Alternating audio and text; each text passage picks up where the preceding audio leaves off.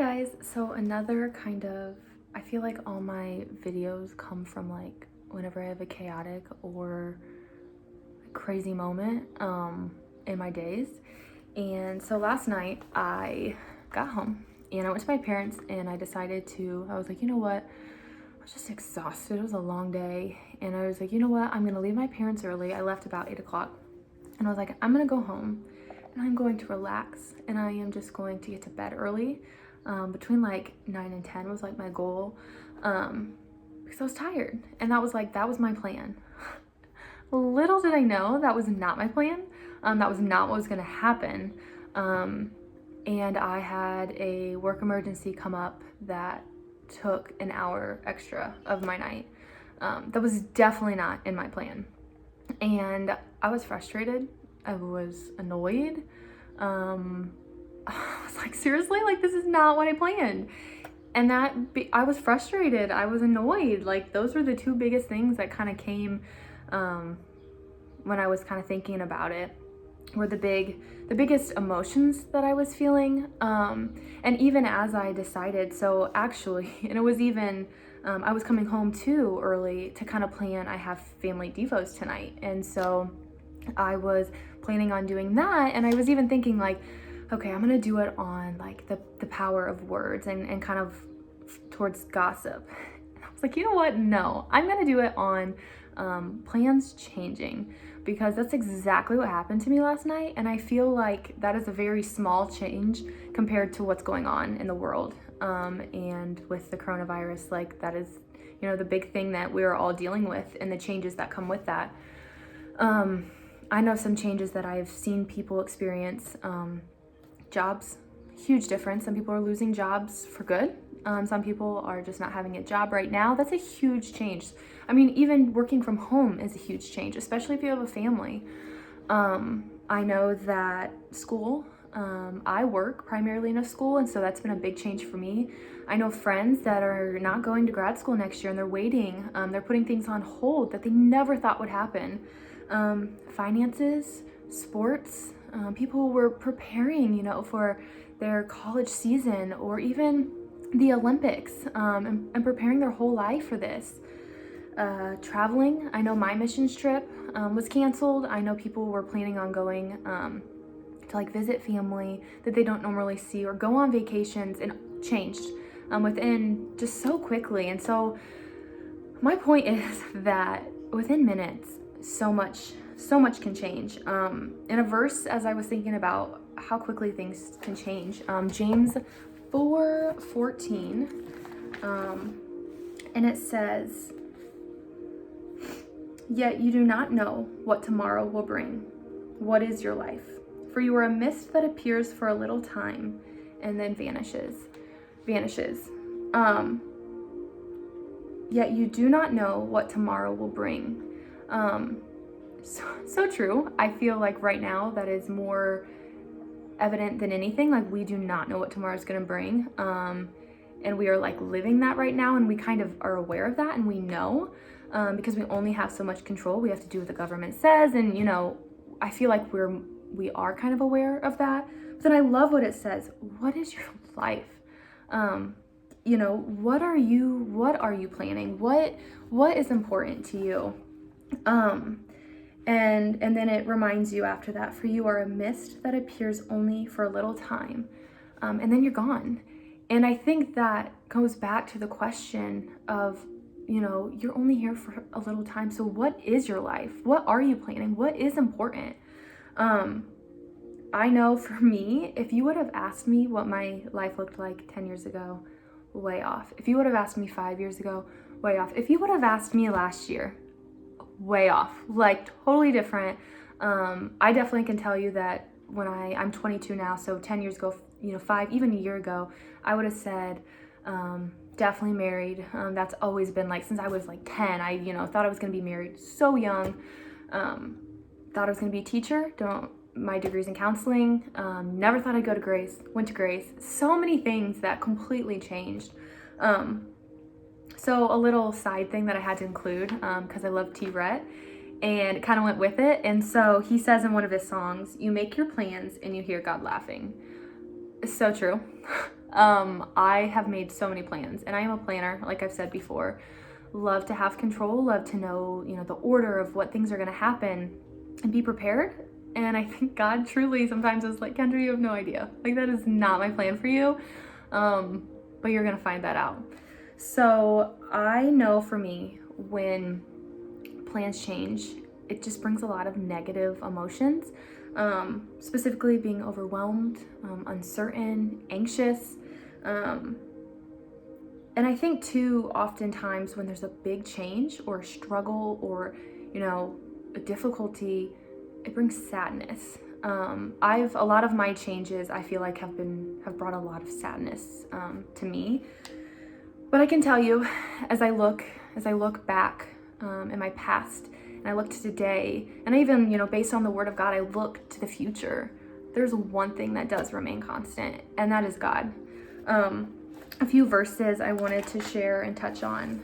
Hebrews 13:8 says, Jesus Christ is the same today, is the same yesterday and today and forever.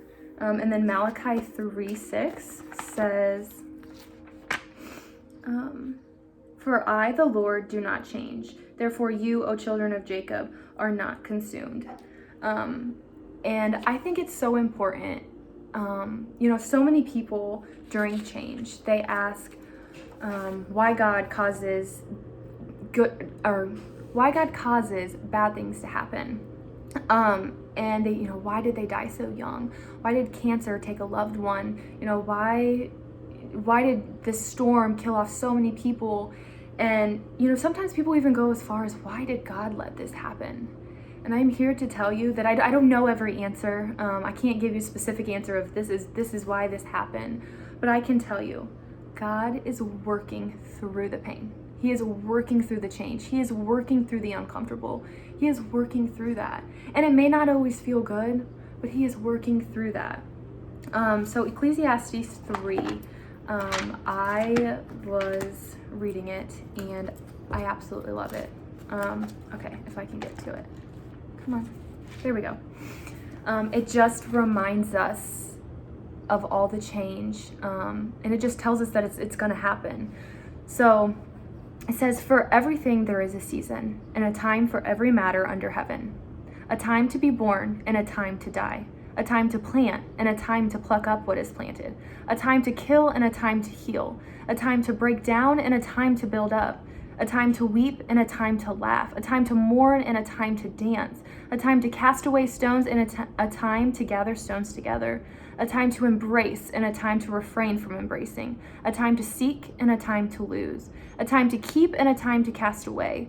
A time to tear and a time to sow.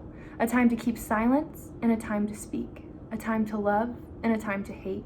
A time for war and a time for peace. And I don't know about you, but that, I don't know, is just encompasses all of human emotion and things. And what is kind of strange that brings me comfort is Jesus can relate. He died on the cross and he went through pain and change. I don't know, if you've ever had a conversation with people and you're opening up about something that's on your heart or that you struggle with, when I know they can relate and they've gone through the same thing or something similar, I feel better about it. It makes me feel like they get it. And I'm here to tell you, Jesus gets it. He gets that pain, that change, that struggle. He gets it. Jesus knew temptation. He knew poverty, frustration, weariness, disappointment, rejection, sorrow, loneliness. And, if you aren't familiar with the Bible, I didn't know some of these that Jesus went through.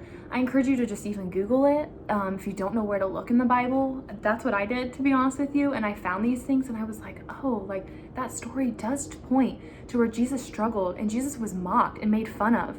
He gets it. In every season of life, that is what's so beautiful about Jesus, is he came as man so that he could relate to us.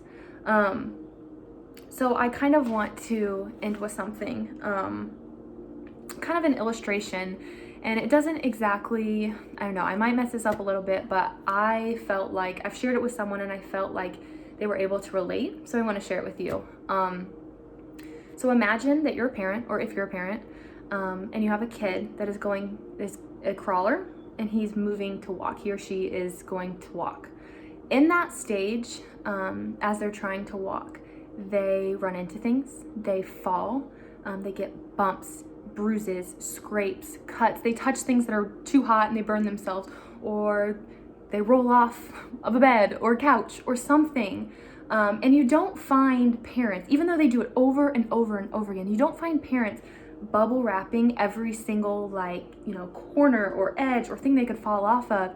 And yes, you do put things in like the outlets so they don't do that. And you do put, safety things around them so that they don't, completely hurt themselves. But you let them fall. You let them learn through that experience.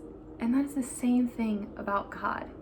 He doesn't completely put us in a bubble where no change is going to happen and no hurt and we're not going to fall and we're not going to be made fun of.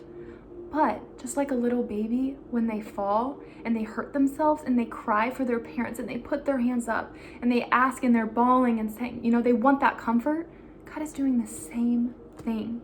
He's saying, I am here, cry to me, come to me when you fall, when you run into things that you don't understand. Our God is the same way. And I know it's a little bit different and maybe it's a stretch, I don't know. But for me, I could relate to that. We get it. We get what parents do. And we don't get it in the time. When I was a teen and my parents made me do certain things or not let me do certain things, I didn't get it then. But now I look back and I'm thankful for that because I learned and I grew from that. And God does the same thing. So that change that you're going through, that pain, that hurt, it sucks now. But God is working through it, and you may not see it today. You may not. You may not see it tomorrow. You may never see it here while we are on earth. And that leads me to my last verse. I know I said one more thing last time, the example, but I promise this is last. John 13:7 says, Jesus answered him, What I am doing, you do not understand now, but afterwards you will understand. So instead of, I love that verse because it brings comfort. But what I want to challenge you with, and I want to leave with you, is instead of why God? Why God are you letting this happen? Why God did this happen? Why? Change your why into what? What God do I need to learn from this? What God are you making me into? What are you molding me into? What do I need to learn from this? Instead of why? Because we may never figure out that why. And you can sit in that and you can keep asking. And I hope one day that you get that answer. I do. Because it would make life a lot easier. But if you don't, change that perspective into what? God, what do you want for my life? What do you want for me? What can I learn from this? And I don't know. For me, I've changed that, and it doesn't always make life easier. Last night, I was still annoyed and frustrated with the change. There's a lot of change in my life that I've been sad, mad, honestly pissed off about. But at the end of the day, God is the same. He is the same yesterday. He is the same today, and he will be the same tomorrow. And so I want to know how I can continue to grow through the change. I don't like it, but there is a purpose. And so I just challenge you to change that why into a what. But yeah, I look forward to talking to you guys next time.